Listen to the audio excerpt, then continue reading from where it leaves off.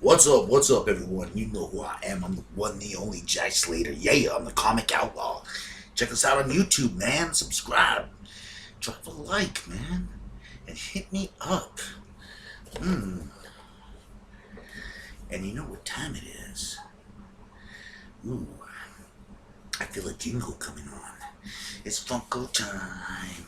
It's Funko time. You know it's Funko time. Fuck yeah.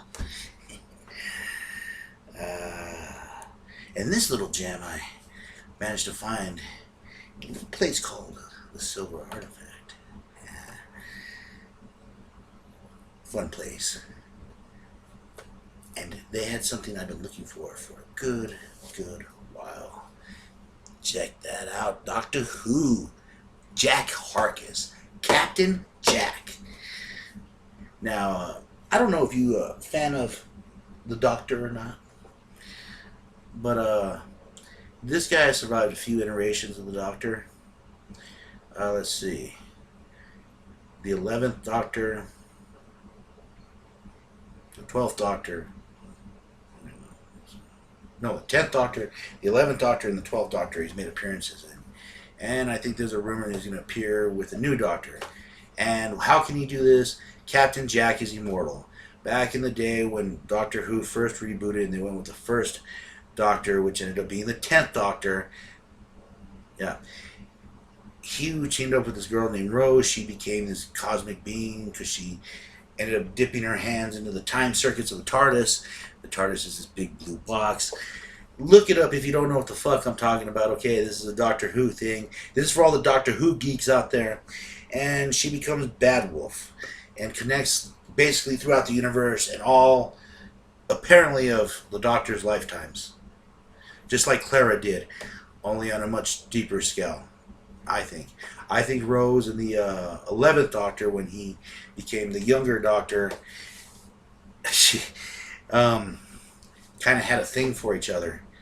And he ends up getting cloned. They end up being together. I actually do a video on this, a what if, where he kind of, that Doctor, since he's human, becomes does a whole Torchwood thing. But anyways, this guy ends up getting affected by it. And it ends up making him immortal. And this guy becomes the leader of a spin-off group called Torchwood, which is kind of an earthbound, Men in Black sort of, but English. And Torchwood just basically spelled out the Doctor's name, an anagram. And this guy was the leader. Now, Captain Jack is very interesting because he's one of the few Americans that sort of embodies what it is, to like. It's hard to explain because there's not too many Americans on the show. All right, I'm going to say this is my mistake. Rose met him with the 9th Doctor. The 10th Doctor was a young kid in the Converse. The 11th Doctor is Matt Smith. And the 12th Doctor is Peter Capaldi. So sorry about that, because I know I'm going to hear shit for it.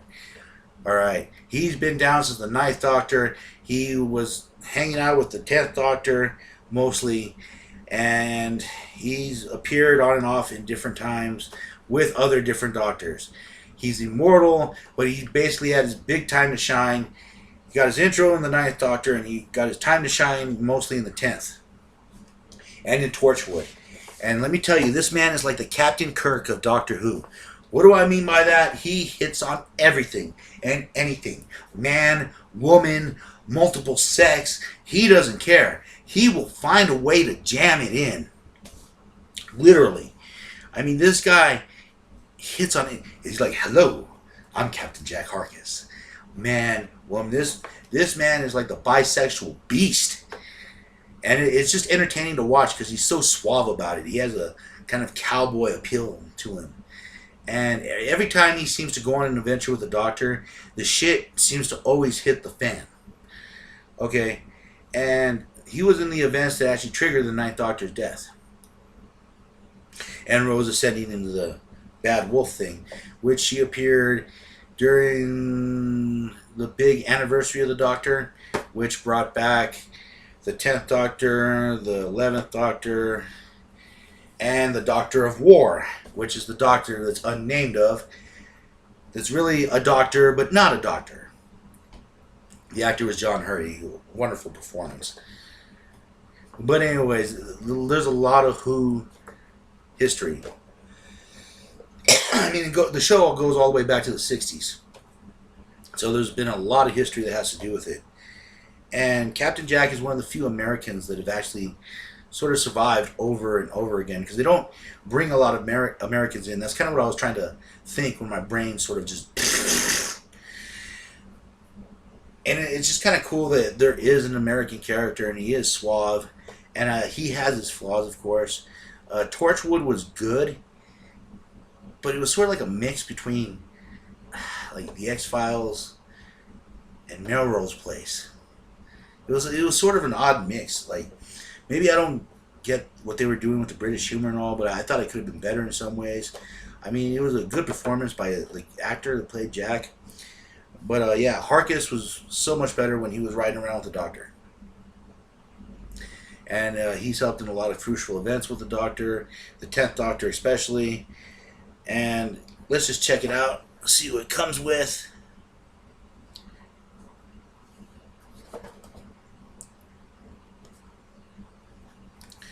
That way you guys get a good look at what I'm talking about here. And like I said, he's one of those characters that sticks out, not only because he's American, because he has a very distinct personality. And that's what makes a lot of these characters lovable characters and villains. Like certain iterations of the Master, people remember. Rose, people remember. You know, Jane Foster, people really remember. I do. And it's kind of cool they actually bring her back on and off too. So she's another one of those reoccurring characters. But yeah, man, I was so stoked when I got this. I was like, man, we got the cowboy of Doctor Who and the captain. I mean, Captain Kirk. It was just so cool because he's just kind of a mix between the two.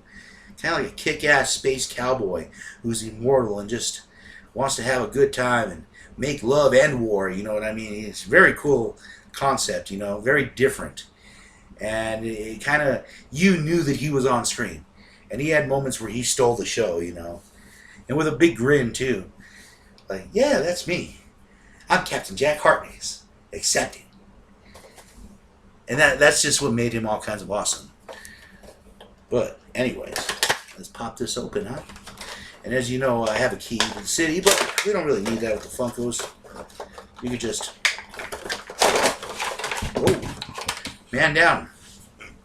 Where's the TARDIS when you need him? Alright. See, check it out. He's in his classic duster. Very cowboy, very chic. I believe he actually spent some time there for a while.